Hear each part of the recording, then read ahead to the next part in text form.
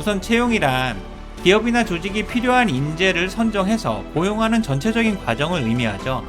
그리고 수많은 책이나 대학 교수들은 기업은 사람이 가장 중요한 자산이자 핵심 경쟁력이라고 강조하고, 어떤 기업에서는 사람이 미래다라고 말하기도 했죠. 그렇다면 기업은 정말 사람을 미래라고 생각할까요? 그 미래가 되는 사람들은 도대체 어디에서 오는 걸까요? 외부에서 충원해야 할까요? 아니면 내부에서 성장시켜야 할까요? 물론 채용이나 교육 모두 중요하죠. 하지만 현실은 사람을 비용으로 생각하는 경우가 훨씬 많고, 회사가 위기일수록 사람이 비용이었다는 사실을 확인할 수가 있죠. 특히 회사가 구조조정을 해야 할 경우 사산이나 사업부 매각을 검토하기 전에 희망퇴직이나 명예퇴직을 통해 사람을 먼저 걸러내는 것이 우선순위인 것을 보면, 직장인은 자산이나 경쟁력이 아니라 비용이자 정리 대상인 것을 확실히 알 수가 있죠. 솔직히 저는 회사가 자산이라고 생각하는 직장인은 10% 정도의 핵심 인재에 불과하다고 생각합니다.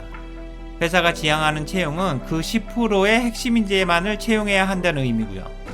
CEO나 대학 교수들은 사람을 미래이자 자산이라고 말하겠지만, 직장인 중에 자신이 회사의 자산이라고 생각하는 사람들은 과연 얼마나 될까요?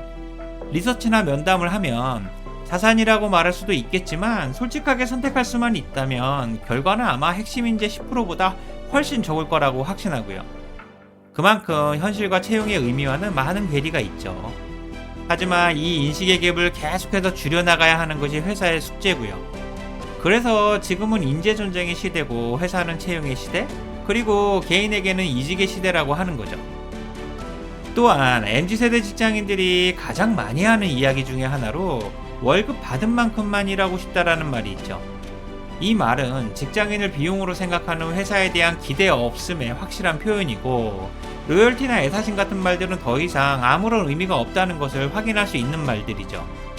마치 영화 타짜에서 아기가 고니한테 아직도 그런 뜨뜻미지근한 것을 믿어? 라는 말과 비슷하게 들리고요. 어쨌든 MZ세대 직장인들은 회사보다 나의 성공이 훨씬 더 중요하고 개인적이고 이기적인 모습을 오히려 당연하게 생각하는 세대죠. 물론 인간이라면 누구에게나 자연스러운 모습이기도 하고요. 회사는 망해도 되지만 나는 절대로 망해서는 안 된다는 생각이 당연하고, 회사와 나는 노동을 제공하고 급여를 받는 거래관계에 불과한 거죠. 항상 나의 커리어와 역량을 키울 수 있는 더 좋은 기회를 찾으려고 노력하면서도 이직과 워라밸은 당연한 거고요. 그래서 개인에게는 이직의 시대, 회사에게는 채용의 시대가 되는 거죠. 하지만 기업 입장에서는 MZ세대의 생각과는 조금 다르죠. 기업은 지원자의 경험이나 스펙도 중요하지만 이보다 더 중요한 인성과 태도를 채용한다고 말하니까요. 쉽게 말하면 사람 자체가 가장 중요하다는 의미죠. 그 다음이 직무 경험이나 스펙이고요. 솔직히 직무는 가르칠 수가 있지만 인성이나 태도는 불가능하잖아요. 원래 인성이나 태도는 스펙과는 다른 차원의 문제고요. 회사에서 큰 사고를 치거나 심각한 피해를 주는 사람들은 대부분 인성에 문제가 있죠. 요즘은 회사에 한 명 잘못 채용하면 진짜로 회사가 망할 수도 있거든요. 예를 들면 갑질이나 성희롱, 금전 문제 등이 대표적이죠. 이런 모습들은 아무나 갑질하고 성희롱하는 게 아니잖아요. 그래서 많은 사람들이 인성이나 태도보다 더 가치 있는 스펙은 없다고 말하는 거고요.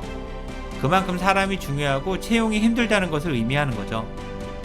만약 여러분들이 개인 사업을 해봤거나 사람을 고용했던 경험이 있다면 사람을 채용해서 쓴다는 것이 얼마나 중요하고 힘든 일인지를 확실히 알 수가 있죠. 이건 직접 해봐야 돼요. 알바를 해선 절대 알 수가 없거든요. 특히 대기업이 아닌 10인 미만 기업이면 한 사람 한 사람의 영향력은 훨씬 크고요. 사람을 진짜 잘 뽑아야만 하죠. 주변에 음식점이나 편의점을 하고 있는 분들이 사람 때문에 얼마나 많이 힘들어하는지 보고 있잖아요. 게다가 MZ세대는 노동법에 대한 이해가 누구보다 뛰어나고 의무보다 권리를 주장하면서 조금만 힘들거나 서운하면 연락 없이 그냥 그만둔다고 하죠. 물론 전체가 그렇다는 의미는 아니고요. 만약 이 친구들이 개인 사업을 한 번만이라도 해봤다면 절대 이렇게 행동하지는 않을 겁니다. 하지만 안 해봤다는 이유로 이런 행동들이 정당화되거나 이해되는 것도 아니죠. 당연히 이 중엔 사장님의 마음을 이해하고 웃으면서 함께하는 친구들도 많이 있고요. 그래서 저는 최소한 회사의 채용팀 직원들만큼은 창업이나 개인 사업 경험이 있어야 한다고 생각합니다. 제가 CEO라면 그런 사람들을 배치할 거고요. 그리고 회사도 직원을 뽑을 땐 오랜 기간 함께 근무할 거라고 기대되는 직원을 채용하고 싶어 하죠. 만약 1년도 근무 안 한다면 애초에 비정규직이나 계약직으로 채용했을 거고요. 사실 채용을 할 때는 회사가 직원을 선택하지만 퇴직을 할 때는 직원들이 선택을 하게 되죠. 그래서 회사와 직원 간의 코드가 잘 맞아야 하는 거고요. 그래야 서로 실망하지 않고 관계가 지속될 수 있거든요. 가능하면 회사는 가족이나 배우자를 선택한다는 마음으로 직원을 채용해야 하죠. 당연히 회사와 미래를 함께하고 싶다는 직원을 채용해야 하고요. 그래서 회사는 채용 과정에 모든 역량을 집중해야만 하는 거죠. 직무 경험이나 스펙, 열정이나 책임감 등 모든 부분을 명확히 확인하기 위해 회사의 핵심 인재를 면접관으로 투입하고 인턴십, PT 면접, 직무 면접, 토론 면접 등 수많은 방법으로 검증을 하는 거고요. 하지만 이렇게 해도 회사가 원하는 수준의 인재를 채용하는 건 진짜 쉽지가 않죠.